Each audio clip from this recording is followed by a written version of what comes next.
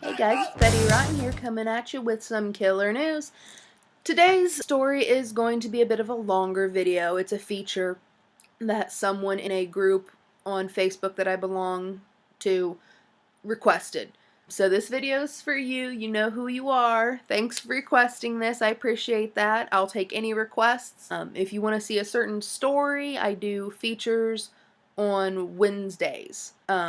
So in the comments below, maybe type what kind of feature you want to see, what story you want to see, anything like that, as long as it's related to true crimes or murder.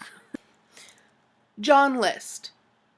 He was a deeply religious man who murdered his entire family in 1971. His planning was so meticulous that almost a month passed before anybody knew that the family was dead. The reclusive lifestyle they led was also a factor in the late discovery of the bodies. Now, List had multiple motives as to why he committed these crimes. Financial issues, his wife's syphilis-induced mental illness. He felt the 70s were a sinful time. And his daughter wanted to get into acting, which he felt was linked to Satan. I guess it is. I don't know. He told his pastor that he killed his family before they could renounce their religion and they would go to heaven. Criminal profiler John Douglas, I suggest you guys read his books. Also, Robert Ressler. Those two guys are amazing criminal profilers. I'll review some of their books on my Thursday show, my Saturday show. Sorry. But John Douglas believed that he concocted these motives to assuage any guilt that he felt from the murders, if he felt any at all. List was a reclusive, cold, standoffish man whose social skills were so bad that he lost job after job after job. Now, on to everyone's favorite part, the murders. He shot his wife Helen, Patricia, John Jr., Frederick, and his mother Alma. His wife Helen was the first to be shot. She was shot in the back of the head. And as his mother was eating breakfast at the dinner table, she was shot in the eye. Now, when I'm eating my pancakes, I don't want a side of lead in my head. That's just me. It's probably you too.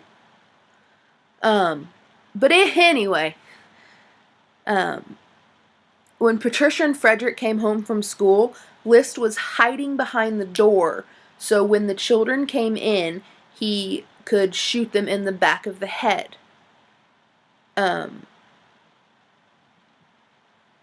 John Jr. was at a soccer game, so List casually made lunch, had a little snacky, as you do after you kill your entire family. That's just totally normal. I do it every day.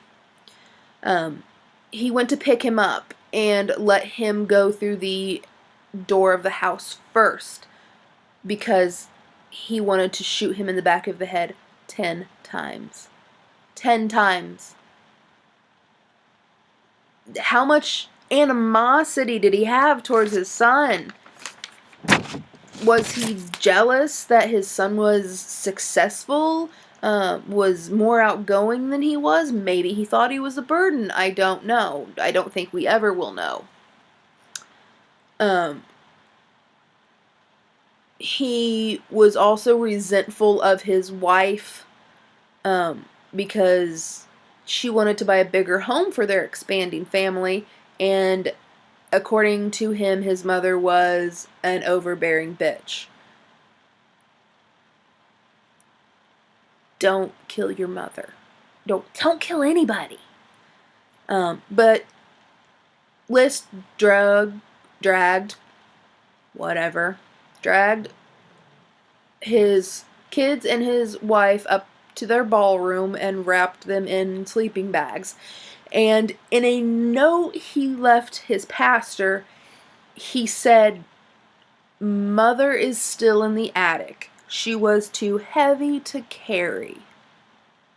Just let that sink in. To me, that's just shows absolutely no remorse, no anything. Like, he just didn't give a fuck. His meticulous planning was just bar none. He sent notes to work and to his children's schools stating that they would be out of the state for several weeks to take care of an elderly sick relative, and he also had his milk delivery stopped.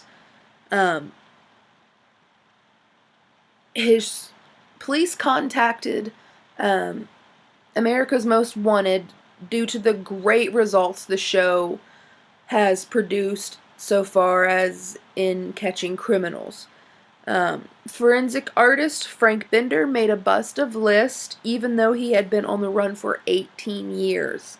In June of '89, 11 days after List's segment aired, List was arrested, living under the pseudonym Robert Clark. He was identified by a neighbor who had seen his segment on America's Most Wanted. During his 18 years on the run, he moved to Colorado and Virginia, became an accountant, and got remarried. In April of 1990, he was convicted of 5 counts of first-degree murder, and on May 1st of the same year, he was given 5 life sentences. In an interview with Connie Chung, he expressed absolutely no remorse, showed no emotions whatsoever. List was interviewed by many psychiatrists, and he was very repressed and very emotionless.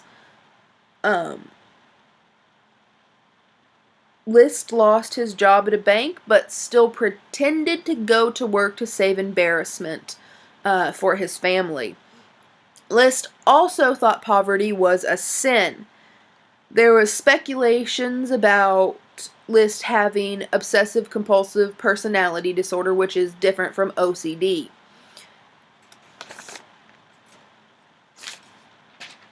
He also had delusions and other mental illnesses, possibly. His OCD personality disorder made him emotionless to the crimes, doctors said. In March of 2008, List died from complications of pneumonia, which I believe is fitting. He died alone in a prison cell. His family couldn't come visit him because he fucking killed them all. And as I said in my last video, I'm totally against capital punishment. That's not what I'm about. But I think the death penalty is easier. You know when you're gonna die, you know how you're gonna die. You get your last meal, you get your last visit with your family. List didn't have the luxury of any of that, and he shouldn't have. He died alone, and I don't think he went to heaven. Anyway, I hope you guys liked this video, and if you did, hit that subscribe button, like, comment, and have a killer day, guys. Later!